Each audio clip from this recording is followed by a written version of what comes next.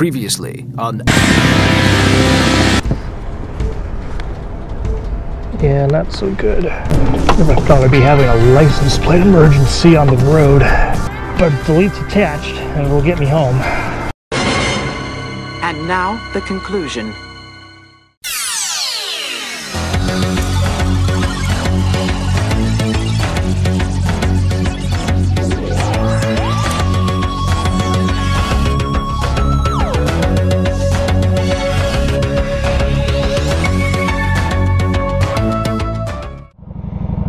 So here we are in lovely North Adams, Massachusetts, in the northwest corner of the state. I actually went to college here. I just came from that Advanced Auto Parts over there, bolted my turn signal back on, and now we're gonna head home. But that trip involves another one of my favorite rides, the Mohawk Trail. That is, if this light ever turns green. One eternity later. So yeah, Milltown, pretty obvious. And like all mill towns, it's basically dead. But the Mohawk Trail is Route 2, which is the same Route 2 I take to go to work. It's only a couple miles away from my house, so we're going to stay on this road almost all the way home. It's also a really nice scenic and twisty cruise. Right now we're climbing the hill out of North Adams, up toward the hairpin turn. And yes, we call it the hairpin turn because, well, you'll know when you see it.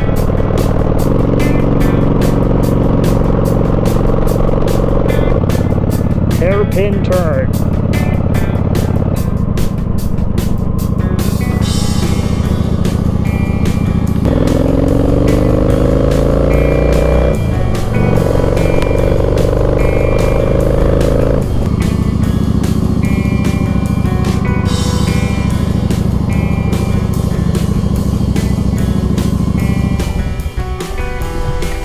Instagram that shit.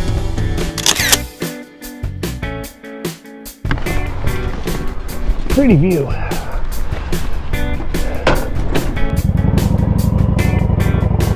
Good advice.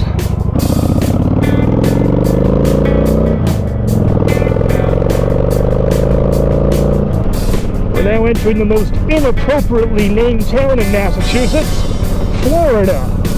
I'll tell you, with the snow they get up here on this hill, it ain't Florida, that's for sure. All these wind turbines are new since I went to school up here. Lots of them out there.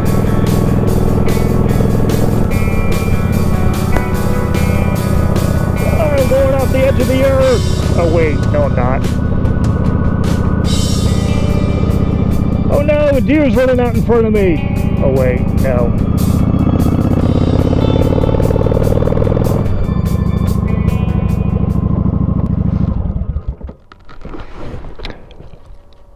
Early one winter morning when I was in school and badly depressed, I was pretty much up through the night.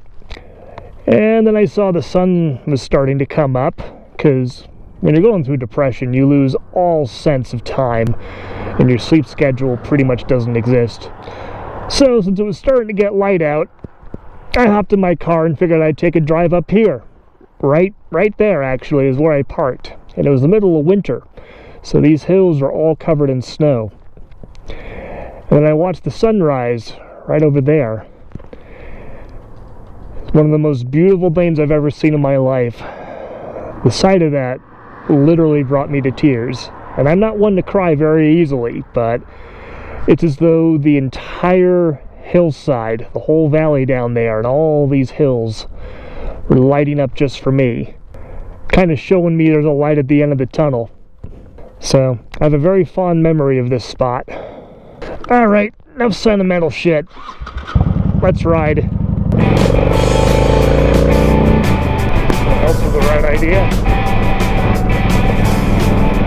Another. Another. Yeah, they're not kidding either. That's what makes it fun. That's the sign I like to see. The squiggly thing, not the speed limit sign.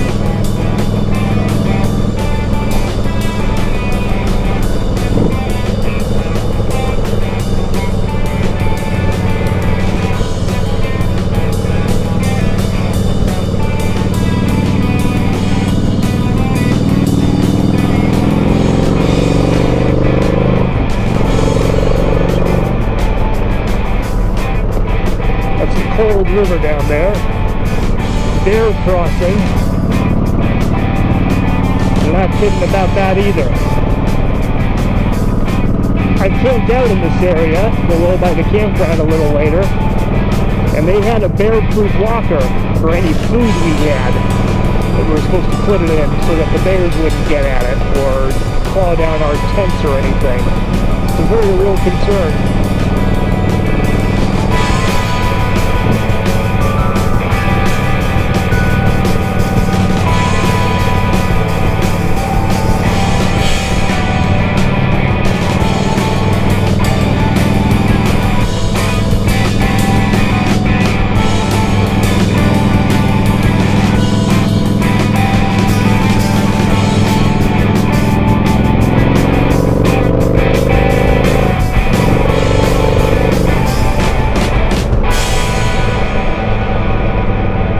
Hurricane Irene, there was a huge amount of damage to this road. It was impassable.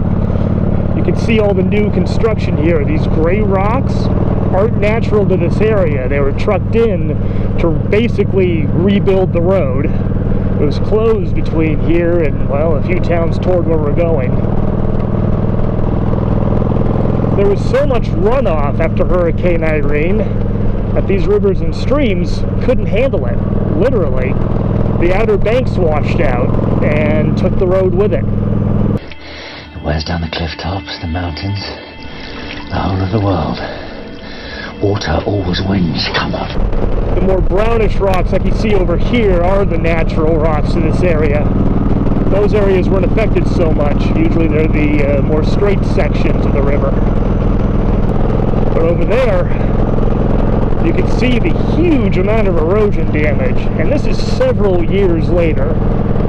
I forget what year Hurricane Irene came through, but I'll put it up on the screen anyway. Anyway, it's been years since then, and there's still lots of visible damage.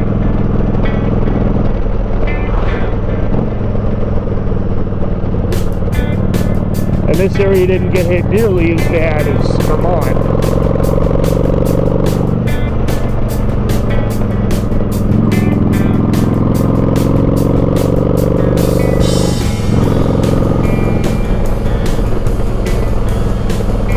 I was up there not too long after it happened and saw whole houses whose foundations had been carved out from under them.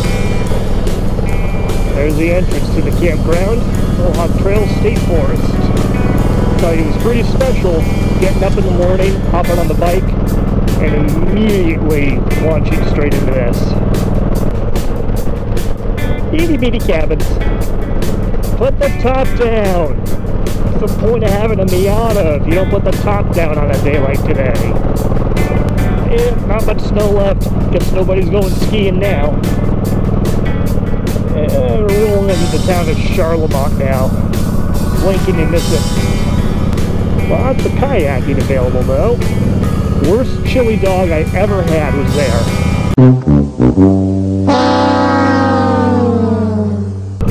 Wonder what's going on there. The general store is always closed. Caught me out when I camped out back there. I had to hit this gas station for junk food for dinner.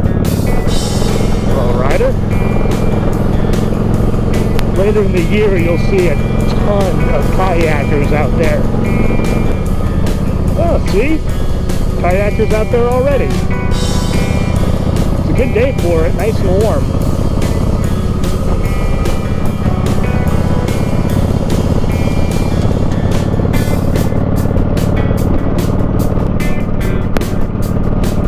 That's the same Route 112 we were on briefly on the 116 ride. Now that Miata has to stop in the proper configuration. Now we're going downhill again. Big old hill down into Greenfield. The road goes right through the middle of Greenfield, but we're not going that way. Route 2 merges with Interstate 91 for an exit and takes us all the way around town.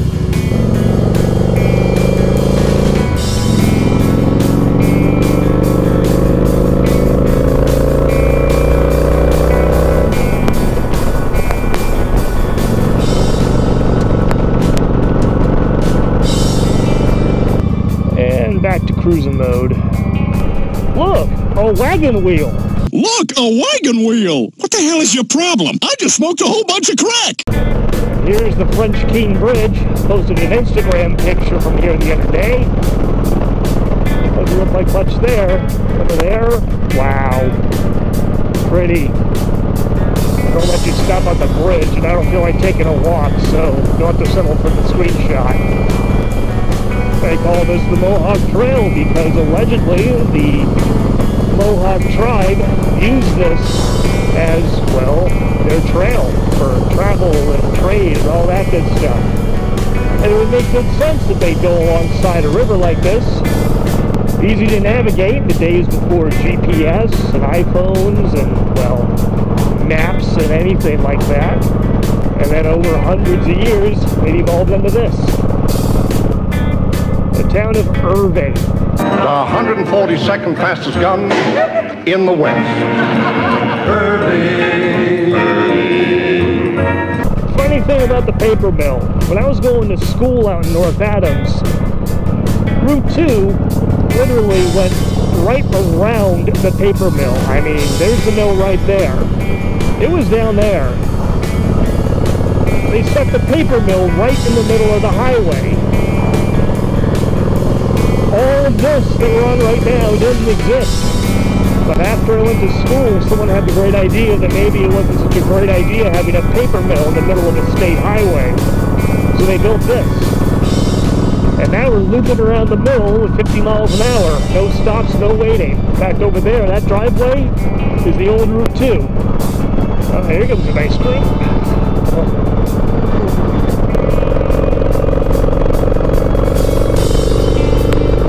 And here's your Route 2 becomes a Super 2. No, it's not the superhero version of itself.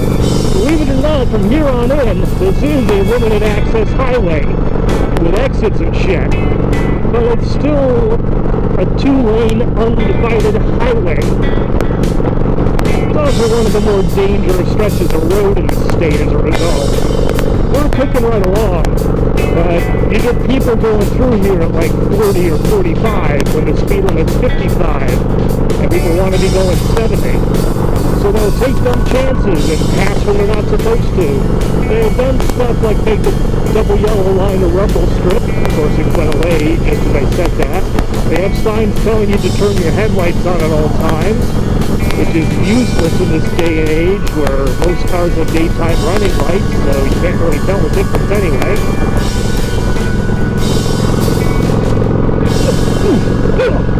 Fucking bridge.